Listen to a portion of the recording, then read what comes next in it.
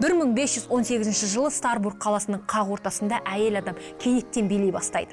Билеген соншалық зорыққанша, жүрегі тоқтағанша билеп, сол жерде қайтыс болады. Ең қызығы, көшеде өтіп бара жатқан адамдардың барлығы сол әйелге қосыла билей бастайды.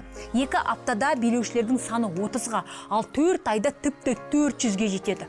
Қалада эпидемиялық ауру басталады. Сол жерде зорыққан, жүрегі тоқтаған, биден әбден шаршаған адамдар қайтыс бола бастайды. Медицина бұл жерде әлсіз болады. Шіркеудің адамдары бұл түсініксіз феноменді тоқтата алмайды.